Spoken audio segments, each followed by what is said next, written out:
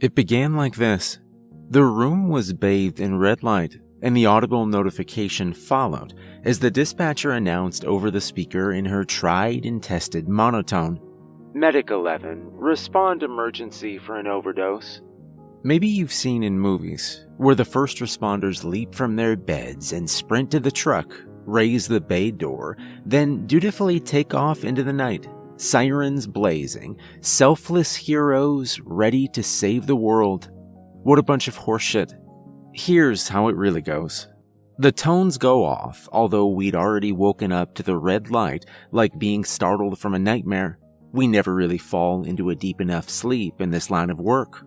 So, an hour into our first bit of shut-eye in 2 days, we sit up out of bed and moan profanities.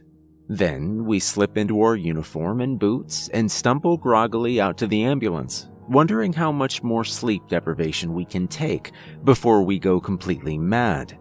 We climb into our seats, notify dispatch that we're en route, then assess the call notes along the way, all while shit-talking the soon-to-be patient who we know next to nothing about. I hope he's dead. My partner mutters. In EMS, dead isn't dead.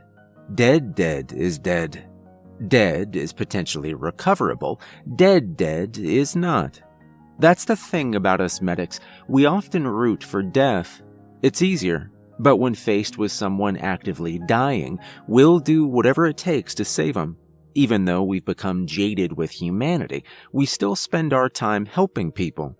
In the same way that we hate our low-paying jobs, yet we stick around regardless. We're contradictory people. The notes state that this is a man in his 30s, overdosed, not breathing, CPR not in progress. Who's going to do it? His junkie friends probably had a hard enough time operating the phone. There's a whole list of shit this patient might have OD'd on, but 9 times out of 10, it's fentanyl. That's the opioid of choice nowadays, and last I checked, the leading cause of death for adults 18 to 35 in the United States. God bless America. Here's an uncomfortable truth. The drug epidemic, the war on drugs, the thing that's screwing up communities left and right, it would end if we'd stop helping the people who overdose. I'm not talking about some kid who tried fentanyl or heroin for the first time, then OD'd. I'm talking about the ones who do it habitually. Maybe have a 3-strike rule. OD 3 times and you're out. Think about it. There won't be a customer base if they die out. Drugs, gone. Drug violence, gone. Drug cartel, gone. To a noticeable extent, at least. Either that, or the dealers start handing out Narcan goodie bags with pamphlets on how to shoot up responsibly. Sesame Street did an episode like that, I think. But my job isn't to ponder the big picture. It's to treat first, ask questions later. Maybe not even ask questions. Actually, you know what? It's better not to think about it. Too depressing. Anyways, the clues pointed to this being a routine overdose. The neighborhood we were responding to is rampant with fentanyl and heroin, and the white trash junkies who can't get enough of it. It's a grimy, filthy place, with hoarder homes and overgrown yards. Junked streets with kids running loose, lacking rules or bedtimes, trying to distract themselves as their parents wither away on opiates.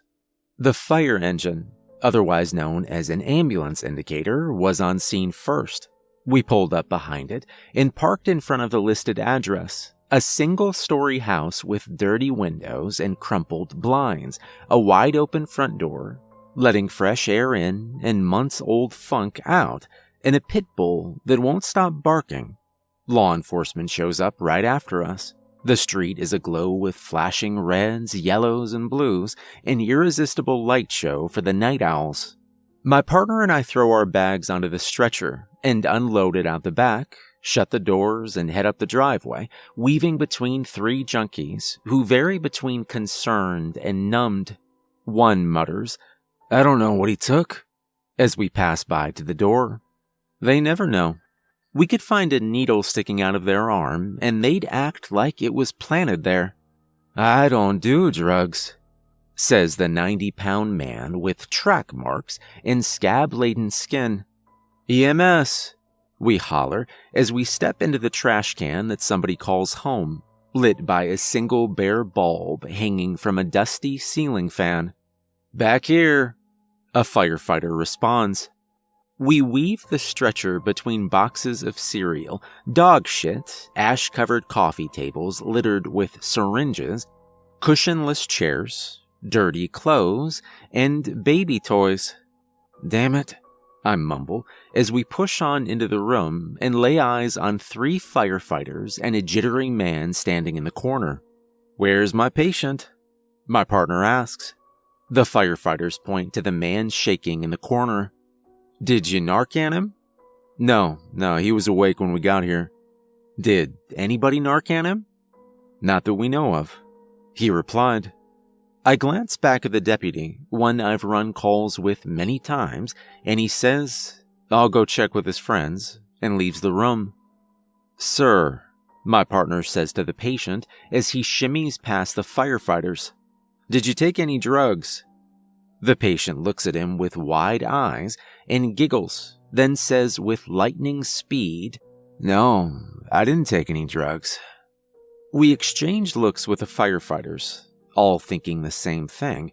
Not opiates, probably meth, maybe crack, maybe a cocktail of drugs, but whatever the case, he was bouncing with energy, which isn't the case with heroin or fentanyl. Spread across the bare mattress is a collection of empty syringes, a spoon, a lighter, a black leather belt, and Funyuns.